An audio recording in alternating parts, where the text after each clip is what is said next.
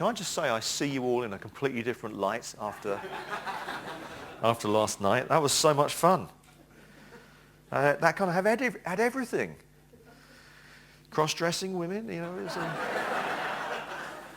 amazing. There's a little verse in Deuteronomy about that, but let's not go that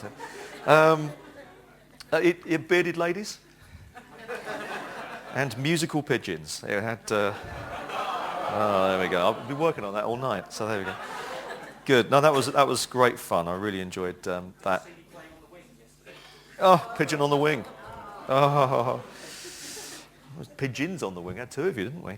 So I just want to say it's been fantastic to be with you. Warner has very kindly allowed me to leave at lunchtime, so I won't be here for the communion service, but that just gives me the opportunity to get home and get ready for the evening service back at All Saints. So this is my sort of last session of input, and I hope that we will continue to stay in touch. Maybe see you at the New Wine Summer Conference, or we can stay in touch in other ways. And my wife Becky is coming to Billericay in November.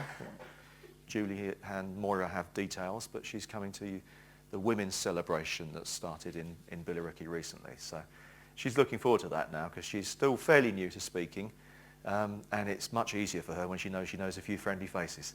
So that will be really good. Can we run that video, Julian? Let's have a look at that.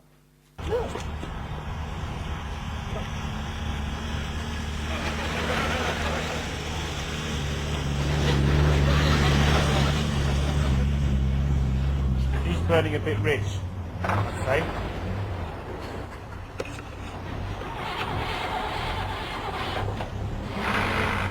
Oi, oi.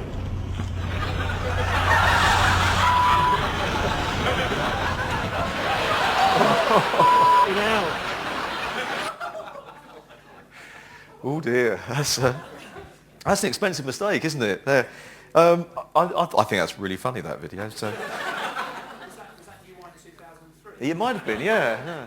That was Lizzie's Mini, wasn't it? So. But that's what happens when you have too much weight, isn't it? You know, if you're going to pull a big caravan like that up a steep hill like that, you don't want a Mini being it. And I think often speakers could be accused of putting too much weight in their messages. So a lot of times when people come to church, the way that we read the Bible, in many places people preach what God wants us to do, and it becomes such a burden for people that you just go away from every service with another list of things to do. And I think that's really not the gospel. That's not the way that Jesus preached. Jesus said, "My yoke is easy and my burden is light." And he was all about freeing people from religious obligations that become so burdensome that they were actually preventing people from finding life. So what we've been doing during our time together is we have been thinking about what are changes really of attitude and orientation. It's not about doing lots of extra things. It may be about doing the things that we do differently. We've been thinking about how, because Jesus has loved us, we are able to show our love for him in response, and we do that by feeding his sheep. The way that we show our love for Jesus is not just by worshipping him when we gather, but it's also by serving his people, serving his lost children and his found children all the time that we're out there. And we can do that because to love Jesus is to receive the things that he gives and then to give them to other people. And the plan of God from the beginning is that he would bless us so that we can be a blessing to others. Okay, so that's a quick recap of some of the things we've been looking at. We have been blessed to be a blessing as a way of showing our love to Jesus. And for me, that is the essence of discipleship. You know, to be a disciple is to live in your ordinary, everyday life for Jesus by his power, with his life, doing the things that you're already doing in the places where you tend to ordinarily be, but bless those who are there. Could you switch the feed over, please, Julian? There we go. So we're showing our love for the Lord. It's not complicated, but it does require obedience. And Obedience is a simple thing, but it's a tricky thing. It's quite easy for us to get information without being obedient to it. So you'll notice, some of you who picked up that Bless study booklet, you'll notice that it's really simple. And it took my church about 3 weeks to realize that the questions were the same every week. Because they came to me and they said, we need you to write some Bible study material. The vicar has always written Bible study material for us. So I said, you don't need me. You've all got lives. You're all bright people. You can read the Bible, think about your lives and put the two together. I said, no, we're not really confident. We need some Bible study material. So I said, all right, I'll write some Bible study material for you for this Bless series.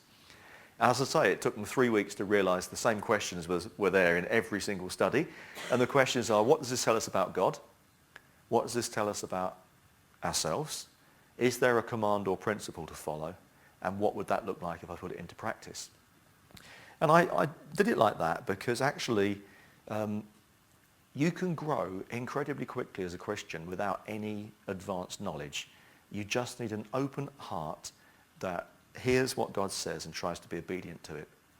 The reason we don't need more deep teaching is because we haven't yet obeyed the shallow teaching that we've been given.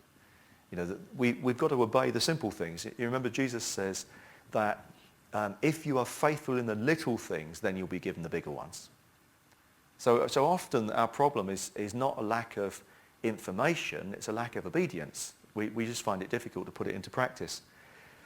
I heard Francis Chan speaking. He's a really dynamic American speaker.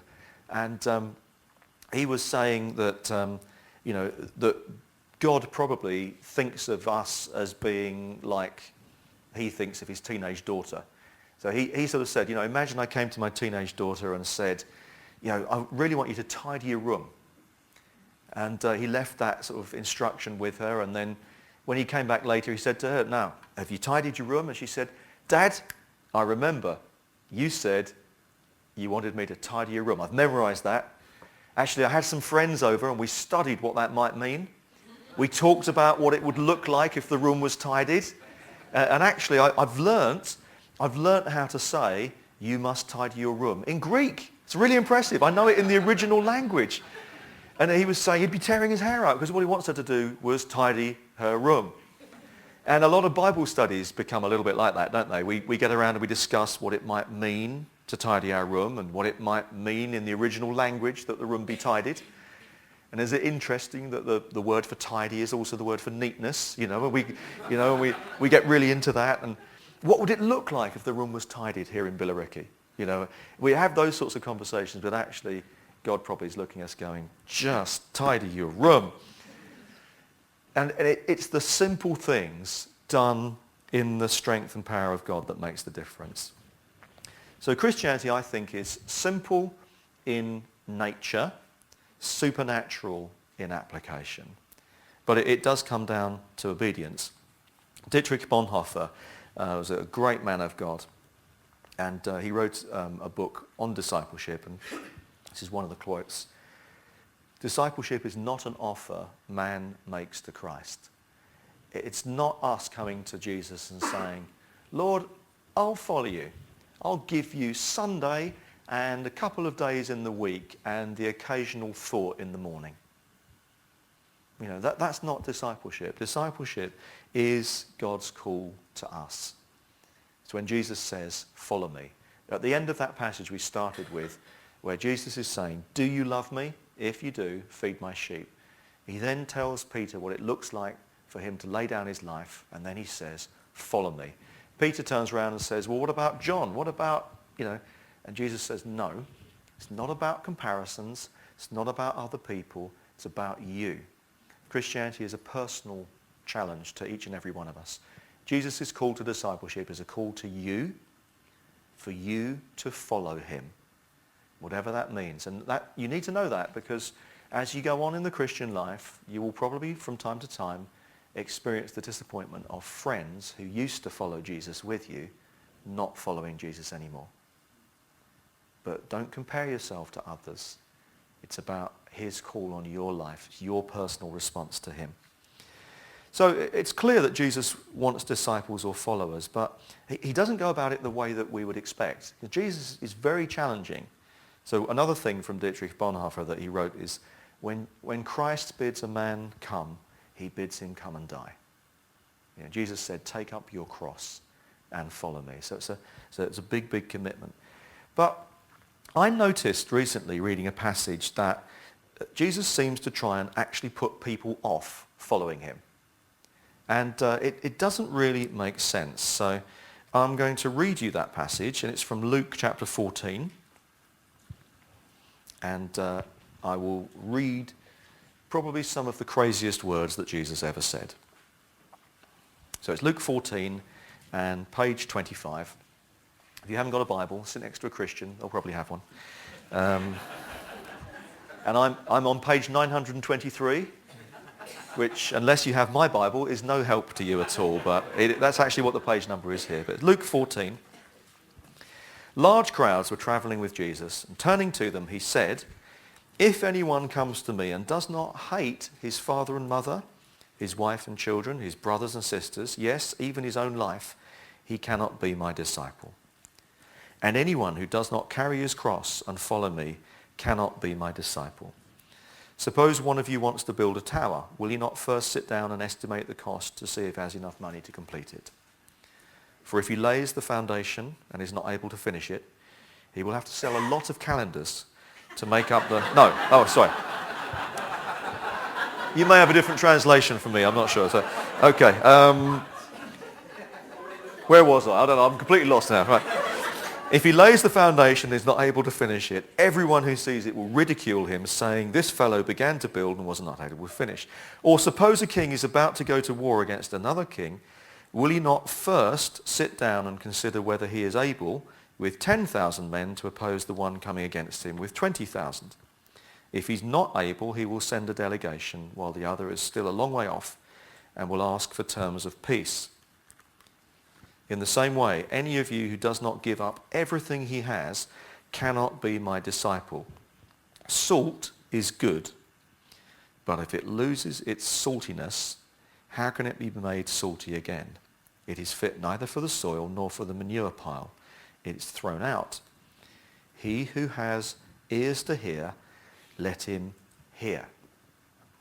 Now, you'll know that whenever Jesus says, he who has ears to hear, let him hear, he said something really difficult that you need to think about. That's Jesus' standard sort of, you now need to pause and think about that for the rest of your life, because of what I've said is really difficult. So it's strange, isn't it? Jesus clearly wants people to follow him, because he calls us to follow him, but Jesus says some crazy things. And in the list of crazy things that Jesus ever said, you cannot be my disciple for 3 reasons. He says, you can't be my disciple if you don't hate everyone. He said, you can't be my disciple if you don't set out to die. And you can't be my disciple if you don't give up everything. So I'm fairly confident in the list of crazy things that Jesus says, this would be, as a passage, probably up there with the best of them. So that's a fairly free translation there. But when you look at what we've just read, that's not a bad understanding of what Jesus said. And you look at that and you think, that is too extreme, too demanding. Jesus, you're a little bit over the top here. This is a hard word. But the question is, was Jesus turning people away? Now, obviously, large crowds were traveling with him, and he turned around and he started saying this to them. So he's challenging them. So the question is, though, was he rejecting them, or was he challenging them? And how does this fit in with what I started off by saying, which is that Jesus doesn't bind us up with difficult or impossible burdens? Jesus says, my yoke is easy and my burden is light. So what is he saying here? Because this does not sound like an easy yoke or a light burden, does it? Well, with all these things, you have to interpret them properly. So Jesus says, if anyone comes to me and does not hate his father and mother, wife and children, brothers and sisters, even his own life, he cannot be my disciple. Well, is that just what we say hyperbole? You know, when you say something that's completely over the top as a way of making a point. It could be a little bit more than that, because In other parts of the Bible, when God says hate, he doesn't mean hate as you and I would mean. He means not love, and that means love less. So there's a very famous example of that where back in Genesis, lots of people sort of struggle with this sometimes.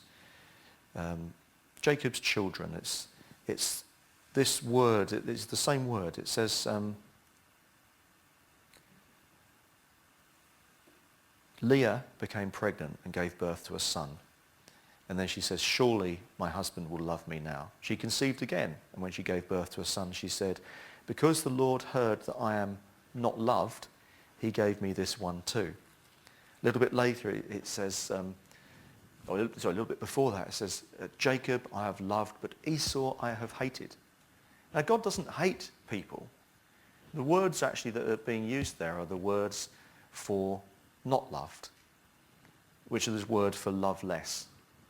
So this probably just means if anybody loves their father or mother, their wife or children, their brothers and sisters, or even themselves more than me, it's not saying you have to hate, it's just saying it over the top in a way that gets our attention. And actually that's exactly what the parallel passage in Matthew's Gospel says. In Matthew's Gospel says, if anyone loves father and mother, wife and children, brothers and sisters more than me, then he's not understood who I am. This dying to self bit is about a total commitment, isn't it? Jesus says you have to be totally committed, die to yourself. This thing about giving up everything you have, he doesn't require that of everybody, but actually he does require that we're free from possessions. He says you can't love God and love money. He wants to make sure that we're not possessed by possessions, that we're trusting in God more than we are trusting in things. But still, even with that sort of interpretation, you look at that and you go, why? Why is it impossible to be a disciple? Jesus said, you cannot be my disciple unless you embrace these things. Well, I think Jesus anticipated that question, and those two stories that we laughed at in the middle about the tower and the war, I think of Jesus explaining them. So Jesus says, suppose one of you wants to build a tower, will you not first sit down and estimate the cost? Or a king is about to go to war against another king, will you not sit down and consider whether his small army is going to be able to fight against the big army that's coming at him? Now, some interpretations of this passage make Jesus sound positively abusive, to be honest. It's so challenging that if you look at it, you think, that doesn't sound like the loving Jesus I know. And traditionally, these two stories have been understood as counting the cost. This is, you're going to follow Jesus, you have to be serious about it. So, it might even have been to a Billy Graham rally and he would have said, you need to ABC, or ABCD in some examples, you need to admit your need of Jesus, you need to believe that he died for you on the cross, you need to count the cost, and then you need to decide to follow him. That's how Billy Graham used to preach the gospel. But I don't think actually that when Jesus is giving us these stories, I don't think he's really talking about a cost that we pay. I think actually this is one of those odd examples where Jesus is not giving us a parable of what it's like for us, but he's actually talking about something he does himself. There's other examples of that. There's another story, isn't there, where Jesus says you can't break in unless you overpower the person that's there. You need to bind the strong man. It was fairly clear there that Jesus is talking about something that he's going to do. He binds the strong man, who is the devil, and then he enables us to find that freedom. So I think this is really Jesus talking about things that he's doing. So it's Jesus who's building a tower and thinking about whether he has the building material that's really going to build that tower properly. It's Jesus who's going to battle against Satan, and he's thinking about whether he has an army that can take him. This is Jesus counting the cost, not us. This is Jesus counting the cost to see whether he can bring the kingdom through the people who offer to follow him. And the problem was that in the large crowds, there were lots of people who were saying, Jesus, I will follow you, They were coming along because they liked the miracles that he did, or they liked the food that he provided in the wilderness, or they liked to hear the teaching, or they liked to be part of a big crowd. And Jesus is saying, actually, a lot of you here are not disciples. And I'm going to change the world through disciples, not through a crowd. See, the plan that God has is to change the world through disciples. And his standards for disciples are very high because the stakes are very high. So what he's doing here, I think, is he's discouraging fair weather friends. He's not rejecting seekers or rejecting strugglers. You remember what it says about Jesus in Isaiah that Matthew picks up and says this is prophetic of Jesus, that a bruised reed he will not break and a smouldering wick he will not extinguish. Yes, Jesus is not harsh or demanding. If you're struggling, he receives you and helps you. What he is trying to say is you can't be a fair weather friend and find that I'll use you to change the world. So this whole story, I think, is not really about who can be saved. It's about who can be used. And the positive side of it is in that last little bit about salt. Salt is good, but if it loses its saltiness, how can it be made salty again? Now, it doesn't sound very positive, but what he's really saying there is this. His plan is to raise up disciples, and the impact of disciples is not dependent on numbers. It's dependent on our distinctiveness. Salt is good, but it has to stay salty. But salt is amazing. You only need a little bit of it. Have you ever slipped when you were pouring the salt into the cooking, or maybe the lid fell off and you put a little bit more in than you should have done? And actually it will disappear fairly quickly into the water, but you taste it and you will know. A little bit of salt has an incredible effect. It makes a massive difference. So Jesus is not discouraging people from being saved. He's discouraging people from thinking they're going to change the world by sheer weight of numbers and a part-time commitment. He's discouraging people from following him because they weren't ready. And by and large, the world will not notice a large group of people who think and feel and act just like everybody else does. If we look exactly like everybody else does in the world and think the way everybody in the world thinks and act the way everybody in the world acts, then it's not surprising that the church is irrelevant because they can't see any difference. And often we worry about the church and we sort of say, no, it's a real concern because, there aren't as many people going to church as there used to be. It really doesn't matter. It doesn't matter. It's not the numbers of people that are in the church that matters. It's how salty the people are. Does that make sense? How many people did Jesus start with? Yeah, and even if you go into the book of Acts, how many people in the upper room? 120? Was that a good Sunday on Billericay? Christ Church, 120, We have as many people in one of our churches as Jesus had in the upper room when he started. The world won't notice a big mass of people who are just the same as everybody else, but they will notice a few people who are distinctive. And that's really what I wanted to sort of end with, this thought that we each have the power to make a massive difference if we do the simple things that Jesus has challenged us to do, and we do it in his power. Individuals have incredible, amazing power. Probably everyone here could look back in their life and you would be able to name a person who had had a massive effect on you. That person probably didn't realize they had a massive effect on you.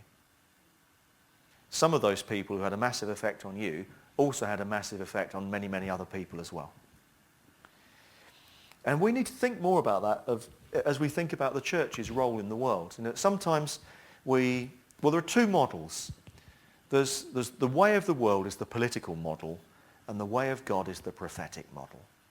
And the political model is we have the numbers, we therefore will take over, and we will make things the way we want them to be. That is not the way God works. Read through the Bible. Most of the time in the Bible, God is saying, I can do it with fewer people. Isn't he? You know, there's lots of examples. It's about God calls a people, and he calls a people who are a rabble to start off with. They're slaves.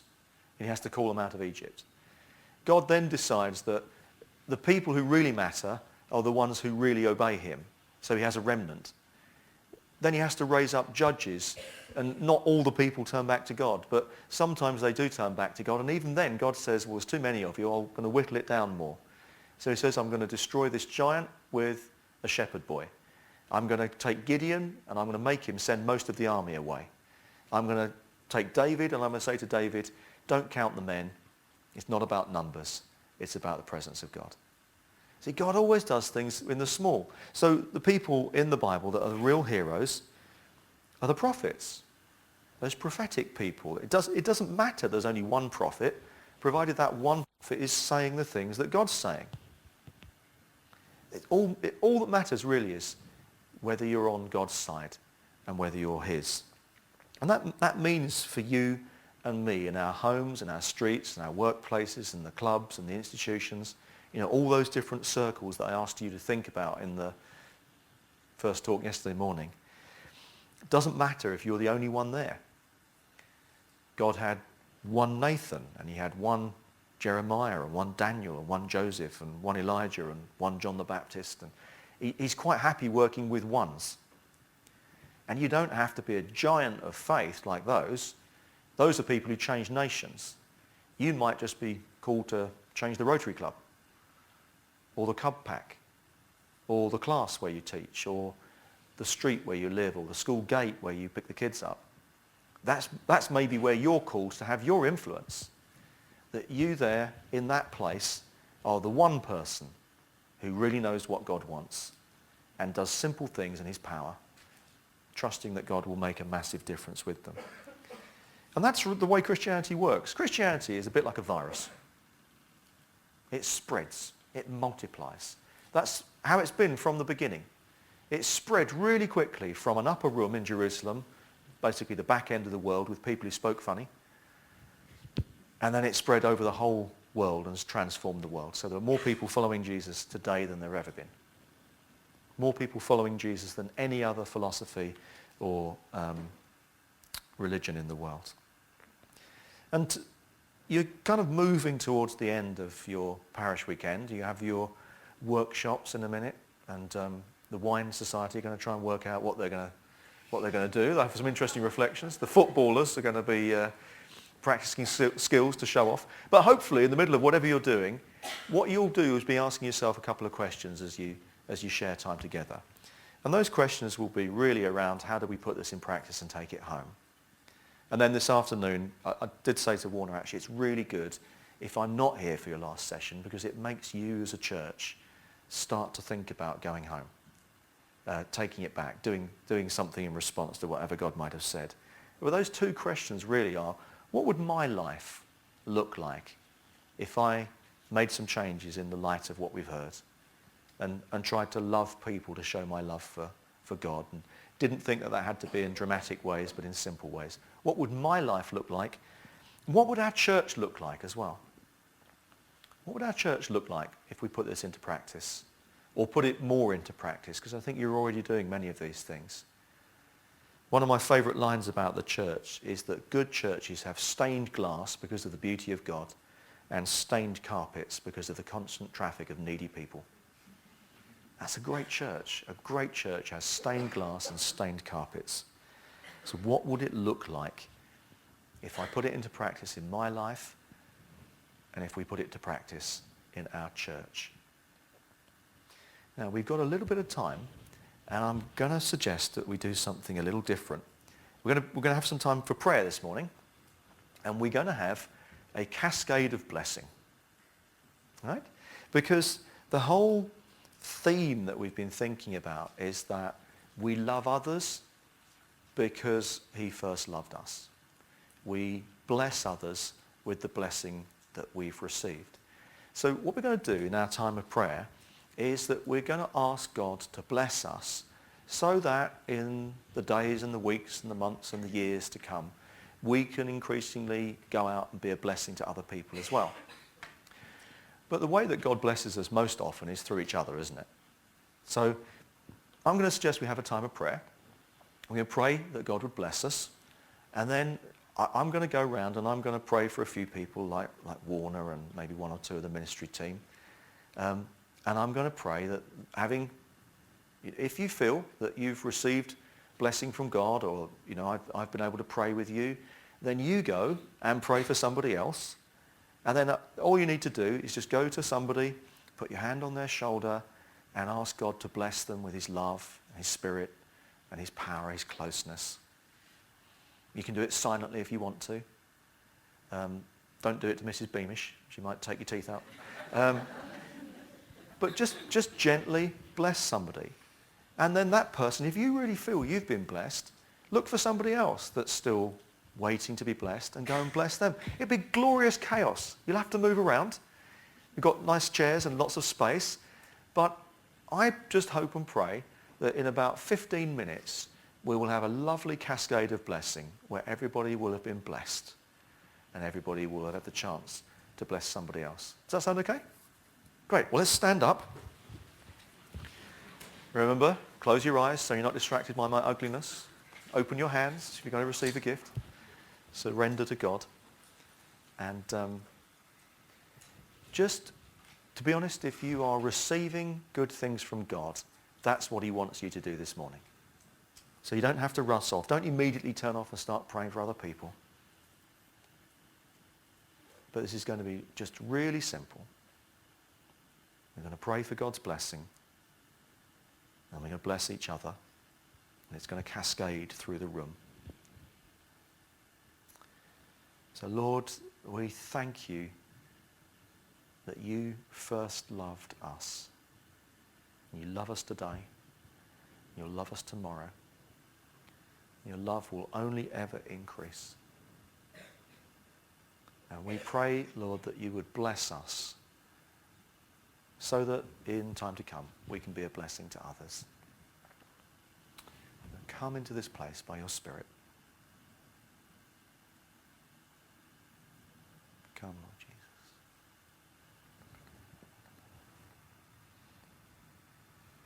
I'm going to pray blessing on each other. So you just keep receiving.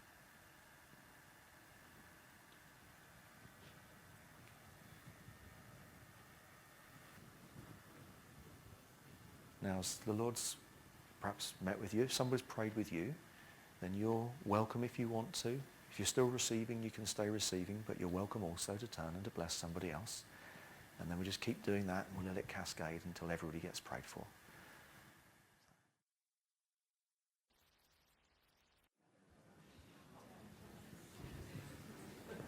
Okay, if there's anybody not been prayed for yet, then we definitely want to pray for you. So is there anybody that's still just been having such a great time with the Lord, nobody noticed you? Okay. What we just did really is normal church. This is church as it always was in the beginning.